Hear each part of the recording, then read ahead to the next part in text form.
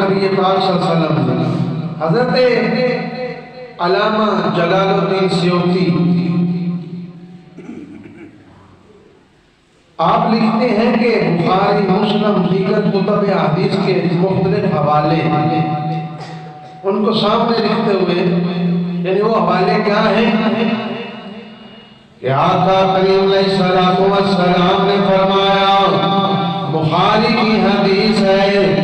آپ نے فرمایا اگر ایمان ثریا ستارے کے قریب ہوگا، اہل فارس میں اس کو جو اہل فارس ہے اس میں ایسے لوگ ہوں گے جو اسے اتار کر لائیں گے، اسے حاصل کریں گے۔ اگر یہ بخاری کی روایت ہے کہ ایمان ثریا ستارے کے قریب ہوگا تو اہل فارس میں سے اس کو حاصل کر لیں گے۔ مسلم کی حدیث میں ہے کہ اگر ایمان ثریا ستارے کے قریب ہوگا تو اہل فارس اس کو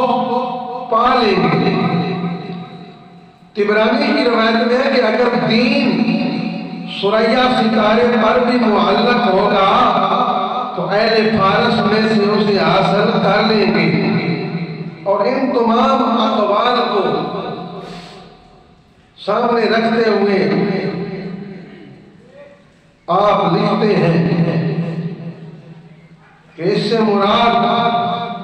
مولانا حضرت علامہ جلال الدین سیوطی رحمۃ اللہ علیہ، ان سارے فرمان حدیث پاک میں جو حضور کے فرمان ہیں تو ان سب کو سامنے رکھتے ہوئے آپ لکھتے ہیں کہ یہ فرمان سارے امام اعظم، امام الائمہ، سراج الائمہ، امام اعظم ابو حنیفہ کے بارے میں ایسی صریح ہیں کہ ان پر مکمل اعتماد کیا جاتا ہے۔ تو حضرت شہاب الدین اور جلال الدین رحمت اللہ علیہ یہ بھی لکھتے ہیں کہ ہمارے ان کے ساتھ مشائخ، ہمارے بزرگ اکابرین ان حدیث سے مراد